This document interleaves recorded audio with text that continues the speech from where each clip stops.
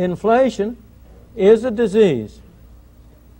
It's a dangerous disease for a society. It is sometimes a fatal disease for a society. It's a disease that, if allowed to rage unchecked, can destroy a society. And we have many such examples. The classic examples, of course, are the extreme examples of Germany, of Austria, of Russia, after the First World War, when inflation reached levels at which employers would pay their workers 3 times a day after breakfast, lunch, and dinner so they could go out and spend the money before it lost all its value. That's the real extreme cases. But you don't have to go to such extreme cases to see the enormous harm which inflation left unchecked can do. You have the example in many examples in South America. Brazil, before 1964, was brought down by an inflation that led to a revolution that toppled the existing government in order to stem the inflation. In the famous case of Chile, with Mr. Allende in power, he produced an inflation, which was one of the major factors that caused the economic catastrophe that led to the replacement of his government by a military dictatorship. We are nowhere near that stage in the United States, but it behooves us as a nation to pay attention to this disease, to ask ourselves, what is the cause of the disease? How do you cure the disease? What are the effects of the cure? What are the side effects of it? And what will happen if we don't cure it? Now, the first step toward understanding the cause of inflation is to recognize that it is always and everywhere a monetary phenomenon. It's always and everywhere a result of too much money, of a more rapid increase in the quantity of money than an output. Moreover, in the modern era, the important next step is to recognize that today governments control the quantity of money, so that as a result, inflation in the United States is made in Washington and nowhere else. Of course, no government any more than any one of us likes to take responsibility for bad things. We're all of us human. If something bad happens, it wasn't our fault. And the government is the same way. So it doesn't accept responsibility for inflation. If you listen to people in Washington talk, they will tell you that inflation is produced by greedy businessmen, or it's produced by grasping unions, or it's produced by spendthrift consumers, or maybe it's those terrible Arab sheiks who are producing it. Now, of course, businessmen are greedy. Who of us isn't? Trade unions are grasping. Who of us isn't? And there's no doubt that the consumer is a spendthrift. At least every man knows that about his wife. But none of them produce inflation, for the very simple reason that neither the businessman, nor the trade union, nor the housewife has a printing press in their basement on which they can turn out those green pieces of paper we call money. Only Washington has that printing press, and therefore only Washington can produce inflation. Now, in saying that inflation is a printing press phenomenon, in saying that inflation is always caused by a more rapid increase in the quantity of money than an output, you're only at the beginning of the problem, because you must distinguish the immediate cause from the more ultimate cause. You must ask, why is it that the quantity of money increases too rapidly? But before I go on to that question, I just want to settle for once and for all the point that inflation is a monetary phenomenon. That proposition has been documented over and over again. We have evidence for the United States for over 100 years, for Great Britain for 200 years, for Sweden for 200 years. There has never in history been an inflation that was not accompanied by an extremely rapid increase in the quantity of money. There has never in history been an extremely rapid increase in the quantity of money without an inflation. But in order to persuade you of this quickly and with a minimum waste of time, I have brought a few pictures along to show you that will graphically illustrate the proposition about the relation between money and inflation. And I'd like to, if we can start with the first of those slides now. Maybe you can make out that there are two lines on that chart. That chart is for the United States, and it covers the 13 years from 1964 through 1976. And one of those charts, the solid line, is the quantity of money per unit of output. And the other line, which is a dashed line, is the consumer price index. Those two lines cross at 1970 because that's the way they're constructed.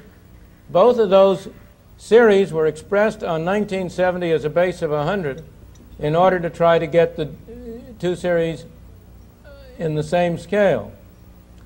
But there is nothing whatsoever in the arithmetic of it to make those two curves the same elsewhere. And I may say that the quantity of money that's plotted there is a quantity of money for a year ending 6 months before the price index. So that you are not, there's nothing funny about that. And you can see that the two lines are almost indistinguishable. Now I've got a segment of 13 years up there, but if I had a segment of 100 years, the relationship would be the same way throughout the whole of that period. But you may say that's only for the United States. But what about other countries? And so let's have the next slide. The next slide is for Germany for the same period. And again, you will see the same story. Now the interesting thing here is that you can see that the quantity of money for a while in the later in the 70s was running ahead of the price index, but now they're coming back together again.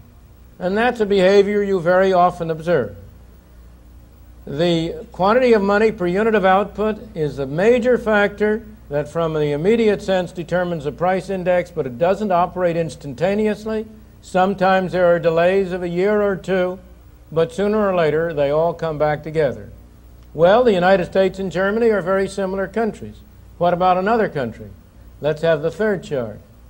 That's for Japan, and you will notice that Japan experienced a much greater price rise than either the United States or Germany did. But Japan has now been coming back. It's done a remarkable job of controlling the quantity of money, and as a result, the rate of price inflation in Japan has come down from close to 30% a year to where today, in the period after this chart, it's back down to about 7%. But again, you have the same synchronism between the two charts. Now, the next chart, let's have the next chart, which is for Great Britain. You can see each one of these has a little bit more inflation than the preceding one, but each one of them, you again have the same relationship in every case between the quantity of money and prices. Now, one of the interesting things about that comparison between Japan and the United Kingdom is you will hear many people telling you that the real reason you have inflation is because of trade unions. If you listen to anybody telling you about Great Britain's plight, they will tell you that the real problem in Great Britain is that you have such strong trade unions that they push up wages and that causes inflation. Well, if that explains this relationship for Britain, what explains the previous chart for Japan, where trade unions are not very important or much weaker than they are in Great Britain? Or what explains the next chart, which is a honey, for Brazil? Can we have the last chart? Now that's an inflation that's really an inflation. That's none of these baby inflations we've been playing with.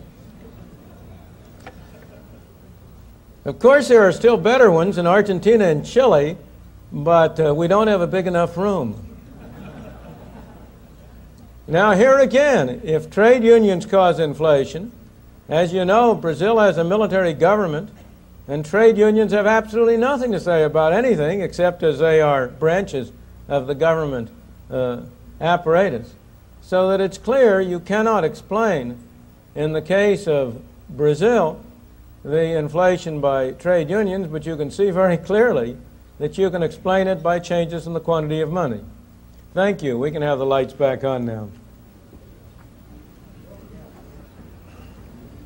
As I say, that's a very small sample of the evidence that is available on the linkage between the quantity of money on the one hand and prices on the other.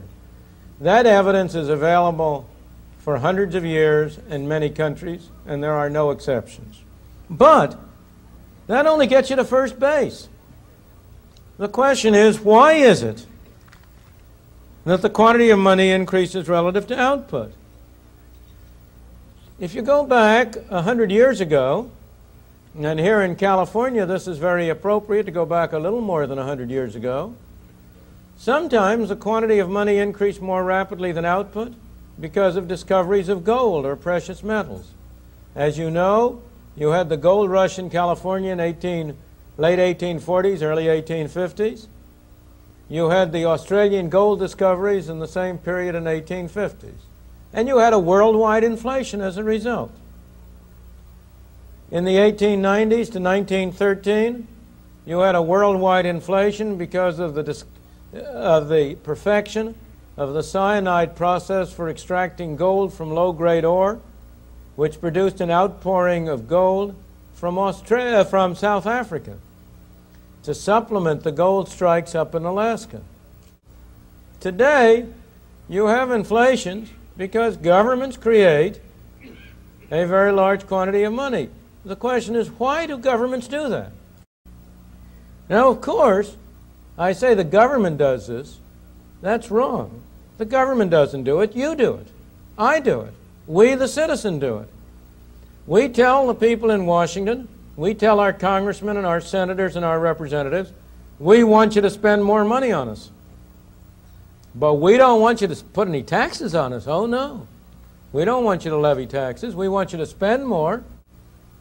The real tax on the American people is what government spends. If government spends if the federal government spends $450 billion and only raises $400 billion in taxes, who do you suppose who pays that other $50 billion? Do you suppose the tooth fairy does? You pay it, and I pay it. And one of the ways we pay it is by the tax which we call inflation. Inflation is, from this point of view, a form of taxation. If government spends more than it takes in the form of things that are called taxes, it has to meet the difference, either by printing money or by borrowing from the public at large. Printing money is a very attractive device because inflation, from the point of view of a person sitting in Congress or in the Senate, is a wonderful tax. He doesn't have to vote for it. Have you ever known of a congressman who got up and said, I vote to impose a tax in the form of inflation of 10% next year? No, sirree. Inflation is a tax which is imposed without representation and which nobody has to vote for. And of course, it's a marvelous tax from the point of view of a congressman trying to meet the demands of his constituents for more spending.